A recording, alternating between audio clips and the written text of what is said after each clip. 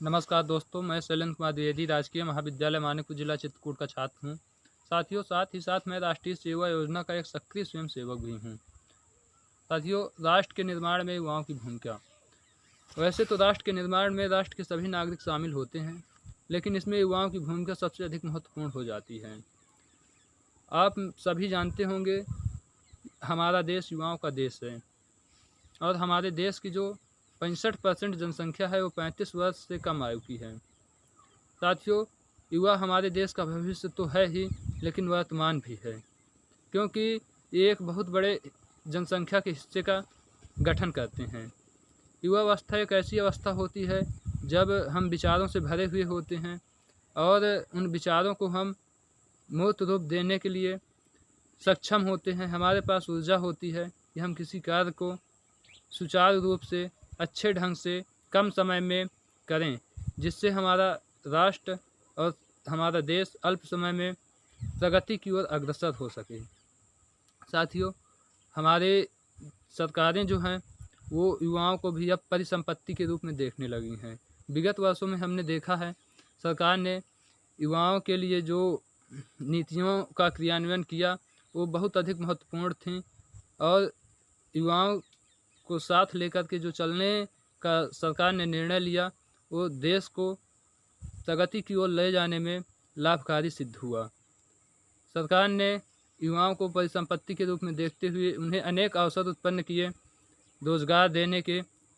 आज हमारे देश का युवा जॉब सीकर की जगह जॉब क्रिएटर बन रहा है। साथियों, स्टार्टअप के माध्यम से अपना बिजनेस शुरू कर रहा है और विभिन्न जो नीतियां हैं सरकार की, उनका लाभ उठा करके आज हमारे देश का युवा देश के विकास में अपना सहयोग प्रदान कर रहा है।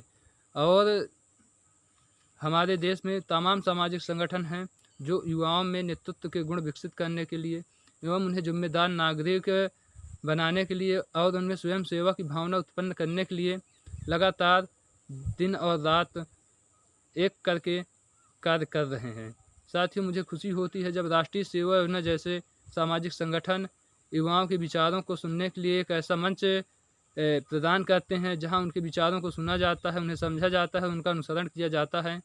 इसमें कोई संदेह नहीं कि हमारा देश अल्प समय में विकसित देशों की सूची में अपना नाम स्वर्णिम अक्षरों में दर्ज करवाएगा।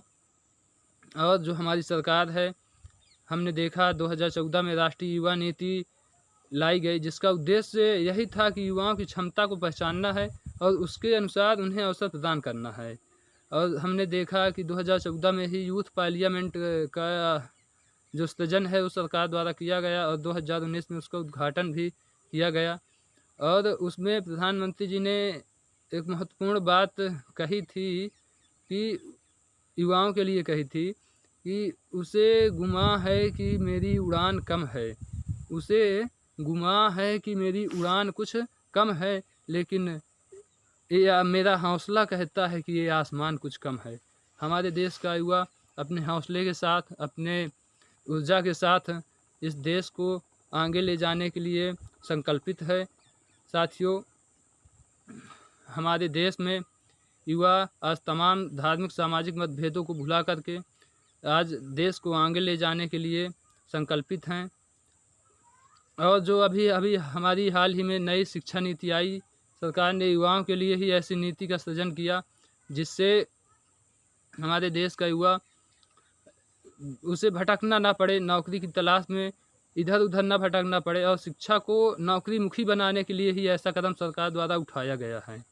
और इसके दूरगामी परिणाम दूरगामी परिणाम हमें देखने को मिलेंगे आगे चल करके। साथियों, कविता तिवारी जी की पंक्तियाँ युवाओं के लिए, कथानक व्याकरण समझे तो सुरभित छंद हो जाए, कथानक व्याकरण समझे तो सुरभित छंद हो जाए, हमारे देश में फिर से सुखद मकरंद हो जाए, मेरे ईश्वर मेरे दाता, मेरे ईश्वर मेरे दाता, शैलेंद्र मांगता तुमसे, युवा पीढ़ी संभल करके विवेकानंद हो जाए। साथियों, यदि हम अपने महापुरुषों के पद चिन्हों का अनुसरण करते हुए चलें, निश्चित रूप से हमारा देश फिर से विश्व पटल पर एक नई कीर्ति स्थापित कर सकता है, इसमें कोई संदेह नहीं। धन्यवाद। वंदे मातरम। भारत माता की जय।